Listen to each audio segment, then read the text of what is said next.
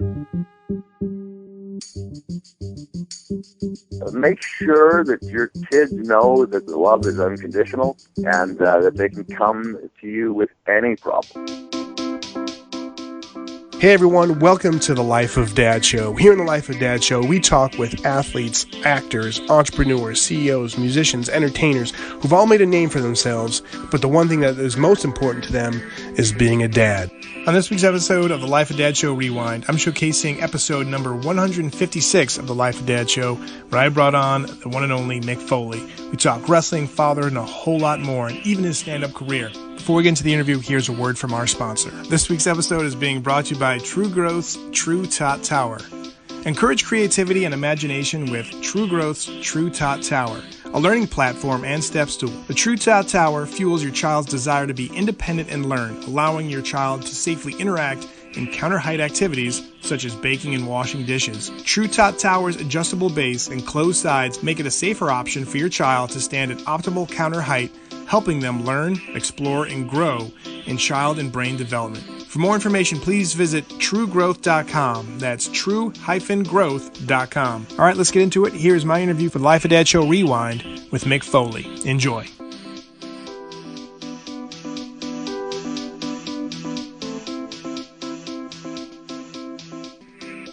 Hey everybody, it's Art Eddy, and on the line, I'm happy to have WWE champion, author, New York best time-selling author, and comedian Mick Foley. Thanks for taking the time, Mick. How you doing, sir? I appreciate it. Doing great. Thanks for having me on. Oh, my pleasure, man. Before we talk about fatherhood here at Life of Dad, I kind of want to talk about the cool tour you got going on right now. It's Hardcore Legend, an evening with Mick Foley.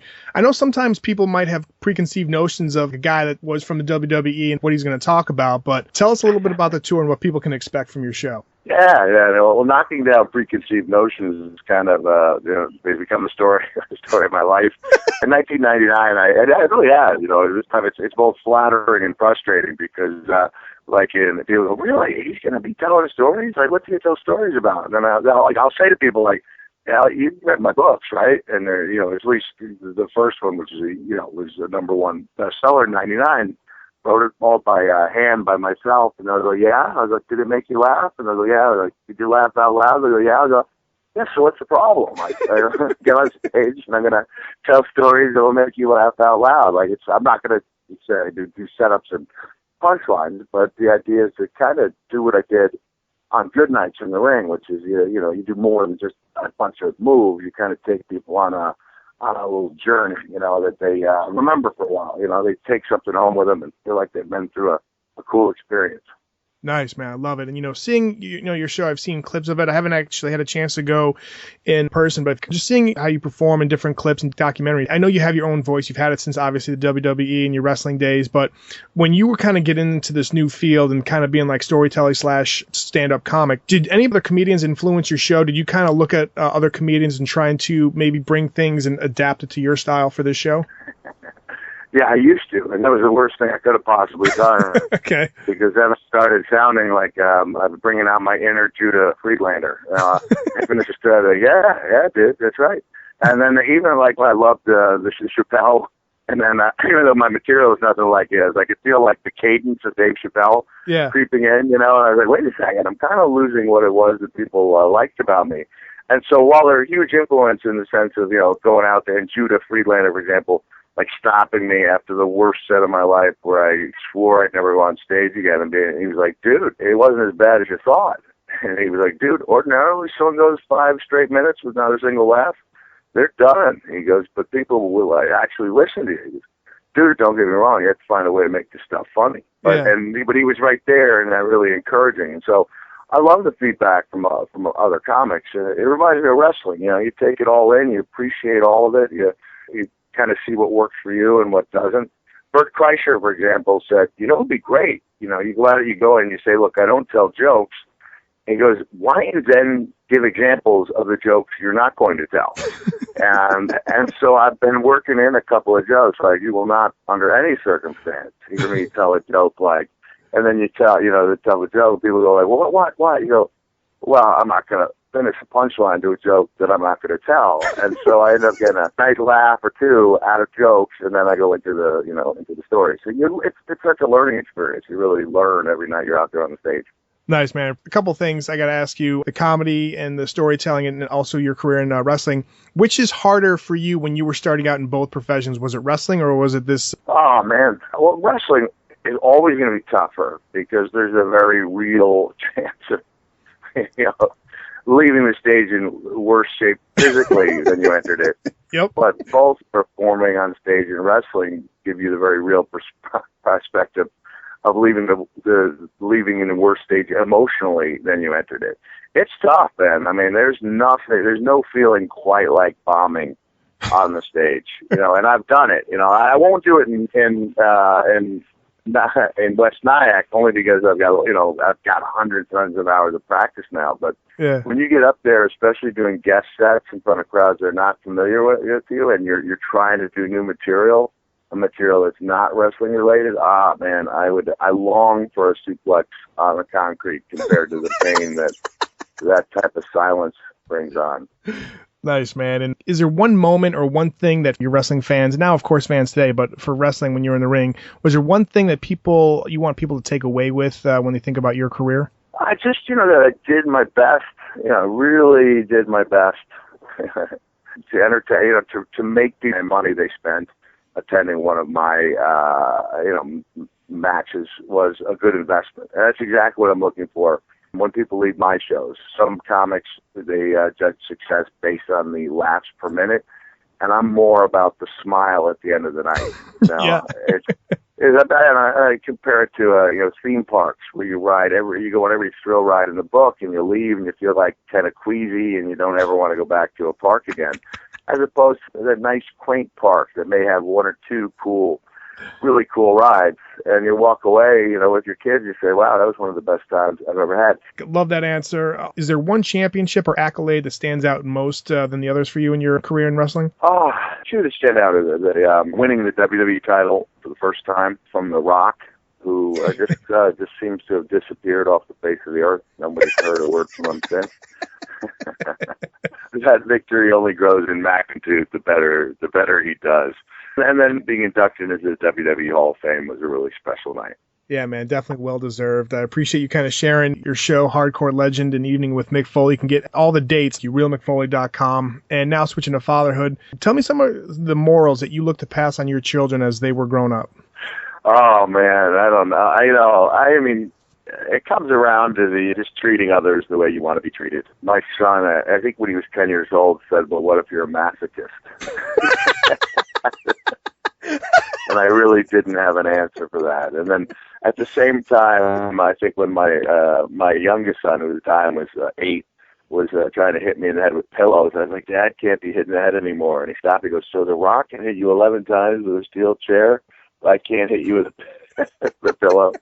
So there's always wisdom in the words, or it's often wisdom in the words of children. But yeah, I tried, just try to teach them, that's the golden rule, kind of universal. I'm not always right, but you've done something right when you wake up to hear the essay that your youngest son has written about you. So that was his assignment today. He had to write about, what's the subject, Huey?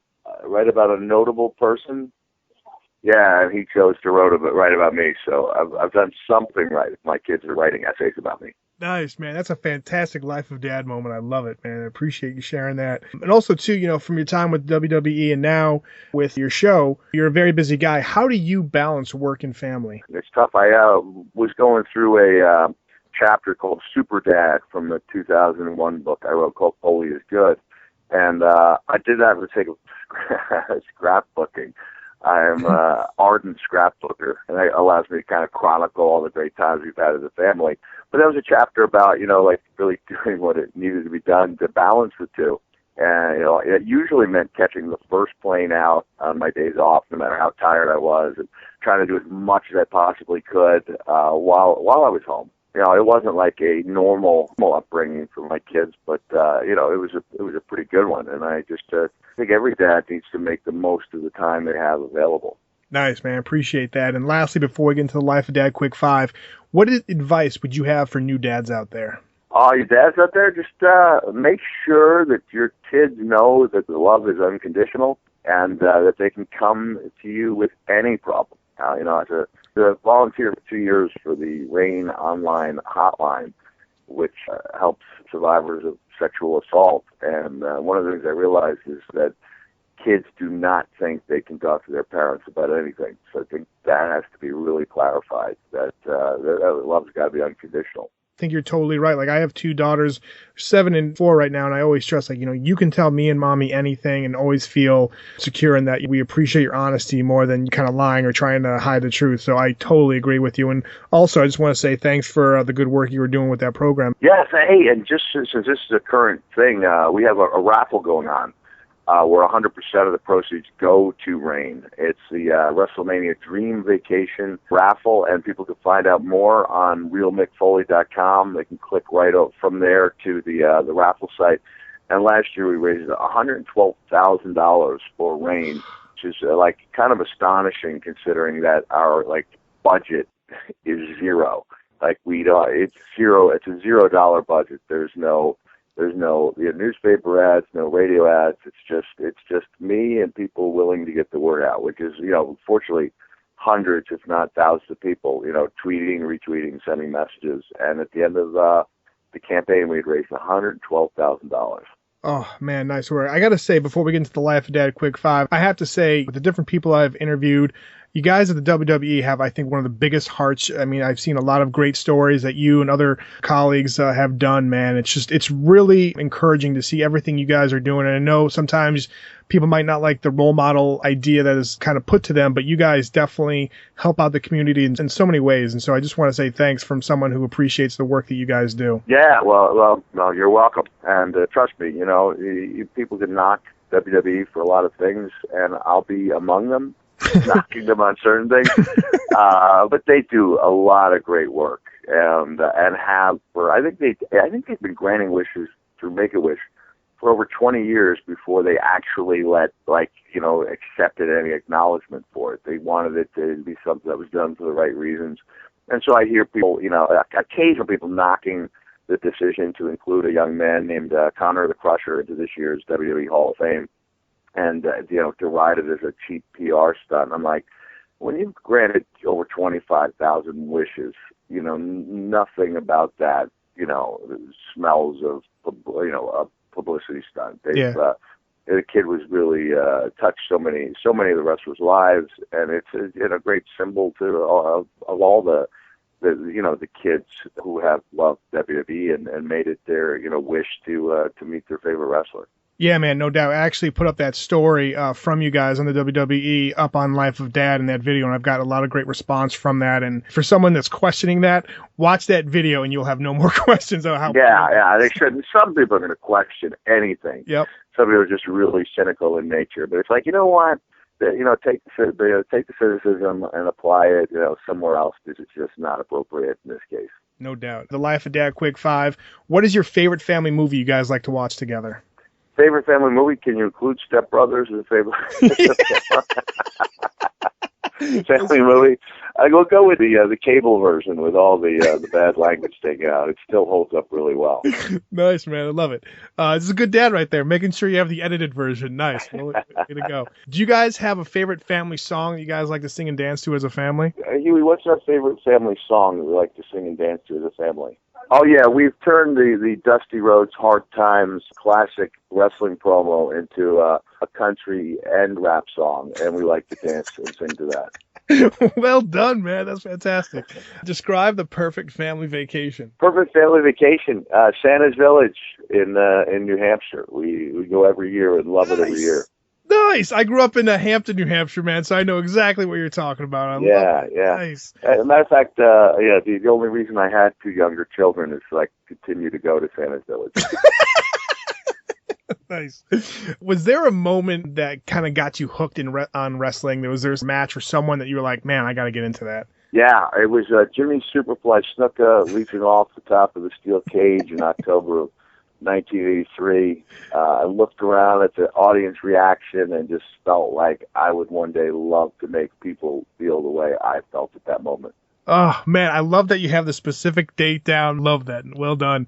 And lastly, did you have a favorite opponent in the ring? Oh, man, there were so many of them, so many guys from the Attitude Era. I'm going to go with a different Terry Funk with an N.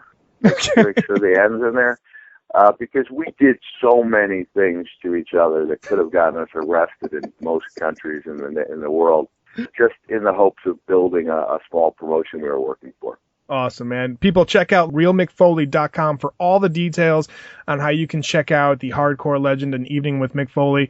Mick, continued success with everything you're doing. I appreciate your time talking about fatherhood. All right, you got it. Thanks for your time. All right, take care. Bye. Bye-bye.